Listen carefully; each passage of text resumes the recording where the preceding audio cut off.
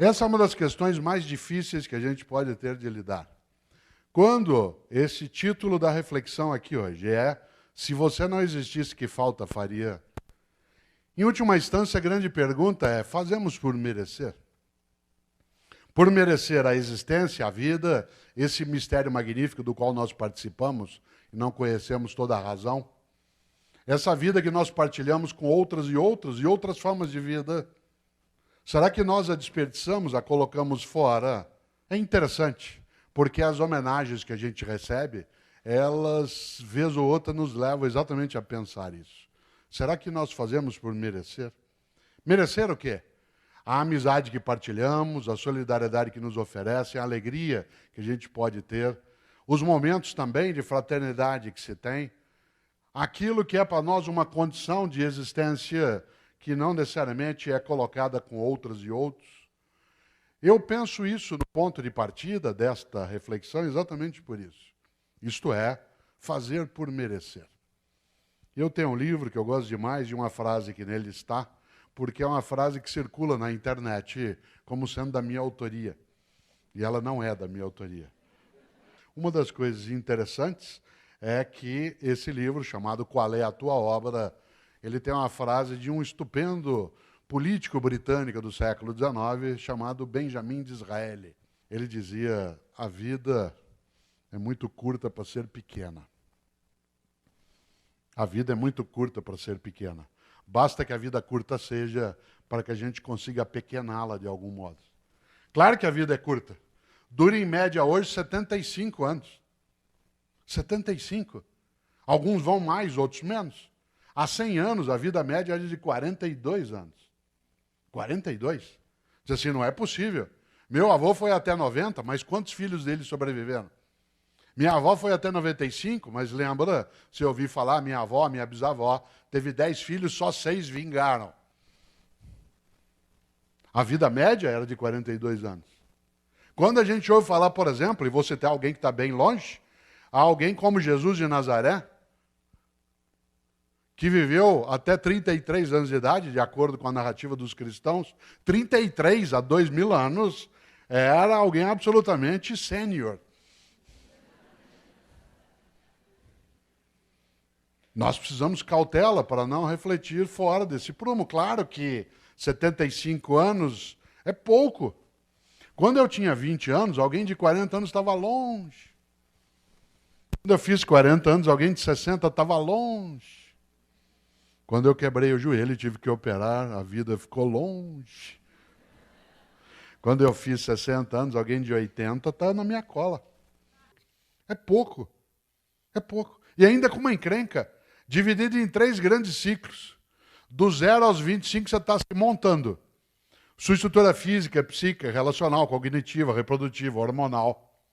Dos 25 aos 50, você está reproduzindo outros humanos e trabalhando em alta intensidade.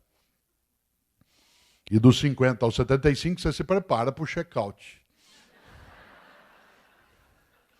O desembarque se aproxima. Cada dia começam a desabilitar mais aplicativos.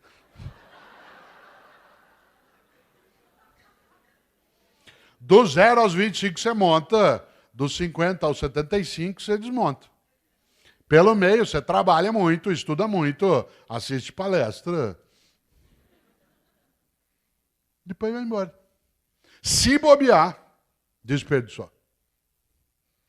Já imaginou? Você fala, então eu vou largar tudo e vou viver na Ilha do Mel, em Jericoacoara, né? Vou ficar lá no Bonete, na Ilha Bela, nunca mais ninguém vai me tirar. Não é disso que eu estou falando. Estou falando de ser importante onde você está. Na tua família, na tua escola, no teu trabalho, na empresa, na tua comunidade. Não é largar, não estou falando de desistência. Eu estou falando de persistência. Que é outra coisa. É claro, do 0 aos 25 você monta. Dos 50 aos 75, você sabe, eu estou nessa fase. Cada dia no meu café da manhã tem menos comida e mais caixinha de remédio. Você vai atravessar uma rua em São Paulo, você vê um carro, fala, seja o que Deus quiser. Vocês estão rindo? Cada dia você tem menos bíceps e mais pânceps, certo? Mulheres não riam. Vocês vão um dia ser atingidos em cheio pela lei da gravidade. Tudo vai apontar em direção ao solo. Você vai ter que escorar com veneno botulímico. Vai entrar na fase que a gente chama de California Dreams, que é The Mamas and the Papas. Vocês estão rindo? Por que a gente ri? Sabe por quê?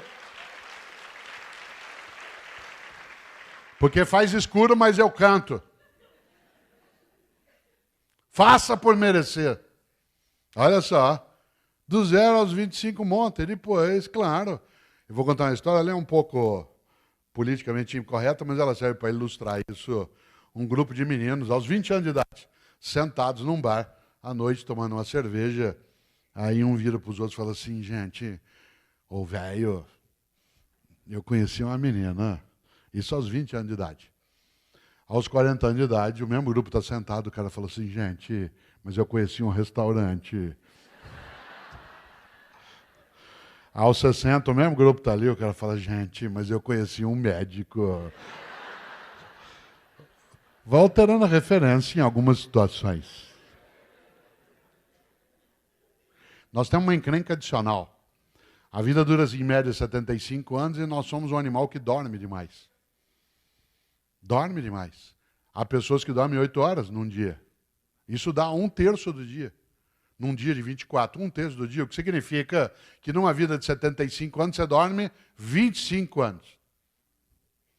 25 anos dormindo. Entre você encontra a pessoa numa segunda-feira, falei que você fez no fim de semana, aproveitei e dormi direto. Tô louco para chegar outro feriado para eu dormir 3 dias inteirinho. Parabéns, chama-se animal racional. Já pensou? Nós somos um animal que dorme demais. Nós temos outra encrenca. Nós somos um animal que come demais. Nós somos o único animal, o único que faz uma coisa que nenhum outro faz. A gente come sem ter fome e transa sem estar no cio. Isso é uma característica só nossa. Nós somos o único animal em que a natureza não dá todas as ordens. Por isso que nós somos livres. Nós somos capazes, por exemplo, de fazer sexo sem estar no cio, que é uma coisa só nossa, e de alguns primatas, mas nós somos um outro primata, e isso só nós fazemos, o único que come sem estar com fome. É tal ponto que você acabou de jantar. Se você passar e tiver um pão de queijo, você vai e pega. Tem uma bolachinha, você vai. Alguém te oferece um amendoim, você aceita. Aliás, há uma história antiga que diz que a pessoa mais corajosa do mundo, o maior ser corajoso do mundo, é a pessoa que aceita um só amendoim. A pessoa dá, ele pega, fala que eu não, obrigado, estou satisfeito. Um sinal de valentia. Nós somos um animal que come, em média, 1,5 kg dia de alimentos. 1,5 kg dia. Você diz, não, claro, um copo de água com 500 ml tem 500 gramas. Se eu tomar 3 desses num dia, eu já tomei 1,5 kg. 1,5 kg dia de sólidos, líquidos e gasosos. Teve gente que tomou café de manhã, comeu um lanchinho antes do meio-dia, almoçou, tomou um lanche à tarde, já jantou, está louco para jantar e ainda vai comer alguma coisa antes de dormir para não acordar com fome no meio da noite. 1,5 kg dia. Como tem fome no planeta, ainda, mas não para sempre, significa que vários de nós comemos mais, é claro. Você não daria essa média. 1,5 kg dia de alimentos, ao final de uma vida de 75 anos, dá 42 toneladas de alimentos. Enquanto você estiver vivo ou vivo, você terá comido 42 toneladas de alimentos. Sólidos, líquidos e gasosos. A questão é que nós somos um animal que não tem só sistema digestório, nós temos sistema excretório também. E para o planeta não sair do eixo, a lei de Lavoisier tem que imperar. Por isso cada um de nós também libera diariamente 1,5 kg de dejetos, sólidos, líquidos e gasosos. O que significa que ao final de uma vida, você terá deixado 42 toneladas de excrementos. Quando você se for, o universo não será mais o mesmo. Você terá dele deglutido 42 toneladas e deixará como herança às próximas gerações 42 toneladas de dejetos. Qual é a tua obra?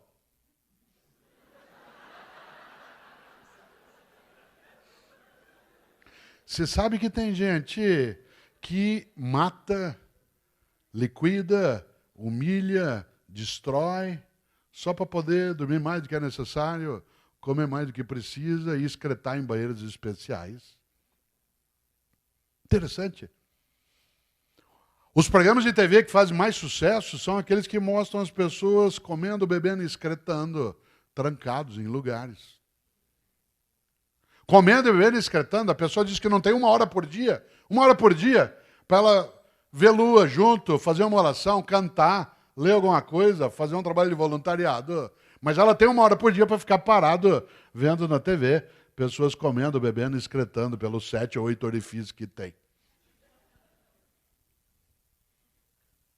As revistas que mais vendem são as que mostram os chiques e famosos nas suas camas, nas suas mesas e nos seus banheiros.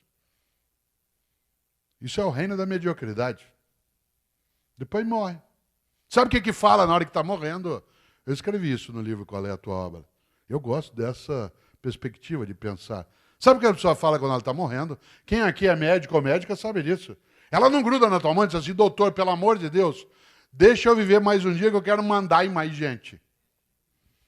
Doutor, por favor, deixa eu viver mais 1 hora que eu quero humilhar mais algumas pessoas. Doutor, pelo amor de Deus, deixa eu viver mais 1 semana que eu quero estragar um pouco mais o meio ambiente. Sabe o que as pessoas falam quando elas estão morrendo? Quem aqui é da área sabe, ela gruda na tua mão e fala, doutor, pelo amor de Deus, deixa eu ficar vivo mais um dia só para eu abraçar meu irmão, com quem eu briguei faz 10 anos, a gente nunca mais se falou. Doutor, por favor, deixa eu ficar vivo mais um pouco, só para poder brincar com os meus filhos, que eu achei que eu não tinha tempo. Doutor, por favor, deixa eu ficar vivo só mais um pouco, só para poder dizer para minha mulher o quanto que eu amo, porque eu achei que se eu falasse muito isso, ela ia ficar mal acostumada, o que é verdade.